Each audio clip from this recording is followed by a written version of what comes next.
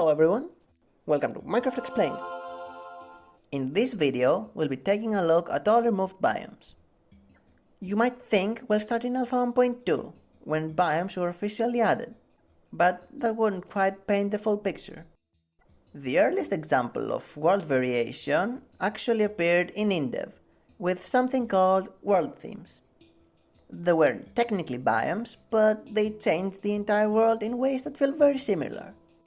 Firstly, there was Normal, the default theme. Covered with grass blocks, it had a few small hills, trees, and bodies of water.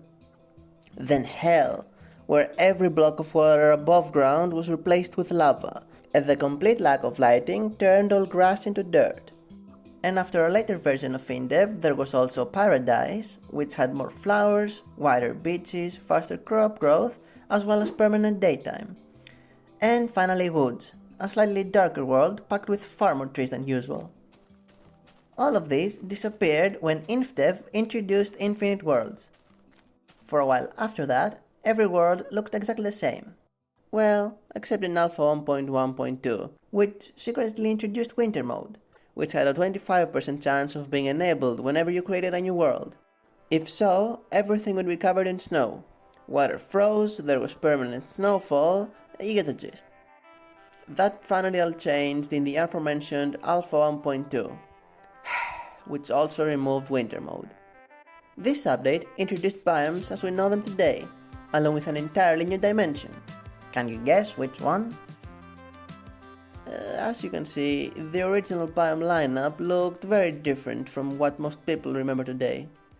That because a few versions later came Beta 1.8. An update infamous for completely overhauling world generation, leaving only forests, plains, and deserts from the original lineup.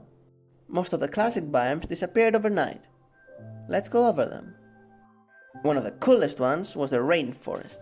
It was incredibly dense with bright green grass, lots of ferns, and a much higher chance of giant oak trees. It was effectively replaced by jungles in 1.2. Then there was the seasonal forest, which was honestly just a forest without bird trees. Shrublands and savannas were essentially plains without grass, the latter looking absolutely nothing like the acacia-filled biome we have today. Then there's swamplands, completely different to Beta 1.8 swamps because they had no trees, no vines, no lily pads, no nothing. Tundras were simply snowy plains without grass and basically returned in Beta 1.9 as the snowy plains, with grass this time. And finally, snowy desert. Imagine the tundra, but replace the grass with sand. That's it. They didn't even generate in survival. I think you can probably see why some of these were removed. But one removed biome stands far above the rest. The literal sky biome, which never actually generated in survival. It was made entirely of floating islands, and acted as a predecessor to the end. Its terrain also inspired the popular Aether mode, and remains as one of the most iconic pieces of Minecraft's cat content. Some remains of it stayed in the code all the way until 1.13. What? For the next several updates, not much changed. Just a few more biomes were slowly being added, including hill subvariants of existing biomes, like wooded hills, desert hills, and so on.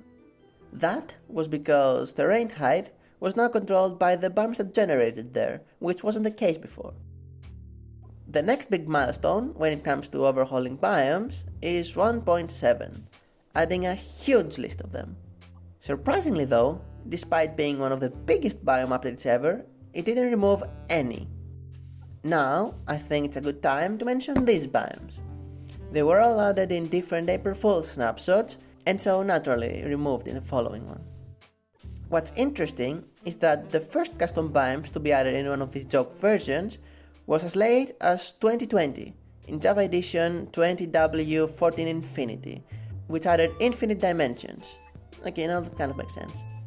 Naturally, infinite biomes were also added, with the namespace _generated, and then a random set of numbers. Each one had custom settings, which controlled every little detail, including blocks generated, structures generated, if weather is enabled, a random sound that constantly played, and even the mobs that spawn there, as well as much more.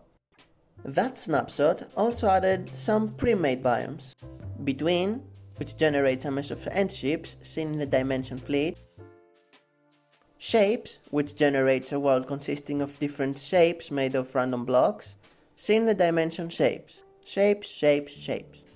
And lastly, biome for players with no time for nonsense, which seems like a normal snowy taiga, although mineral blocks and redstone components generate instead of ores, seen in the Dimension busy. The next snapshots had a decreasing amount of new biomes. I mean, Infinity must have been a bit intimidating to top. 24W14 Potato added the potato dimension, in which you can find 5 potato-themed biomes, with a lot of potato blocks, mobs and structures I won't elaborate on. Fields was a plains-like biome, in which the ground was made up of pilgrass, poison farmland and poison paths. Arboretum, a lush biome covered in many different types of trees and huge mushrooms. Hash, a biome that is covered in gravitator, which are just like sand, dead bushes and lime potato peels. The only plants that grow there are potatoes.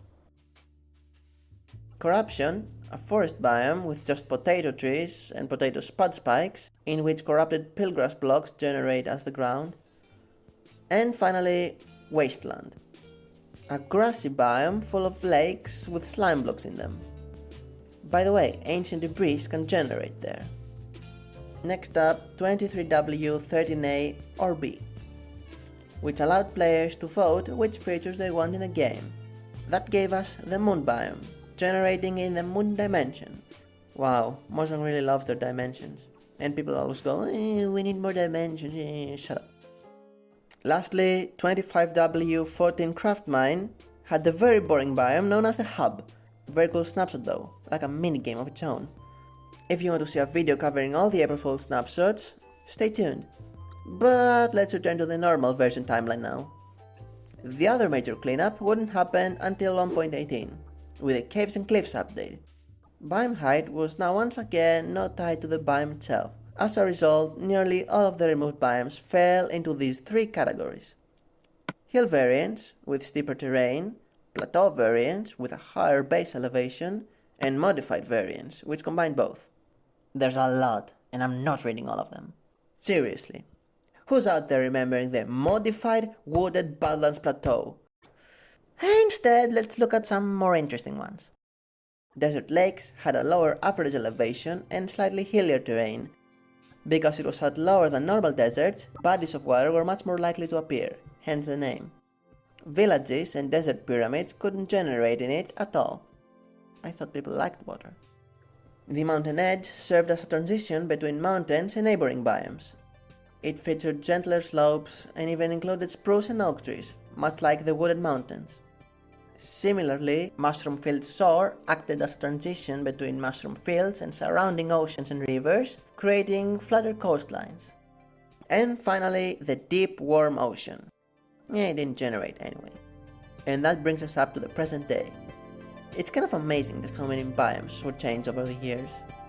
Some evolved into new biomes that have remained in the game until today, while others disappeared completely, only to be forgotten. I'll probably make a deeper dive into Minecraft's world generation at some point, because I honestly find it really interesting. But for now, thanks for watching. Like, subscribe and join my Discord in the description, and I guess only one thing left to say really. RIP Modified Wooded Badlands Plateau. I love you!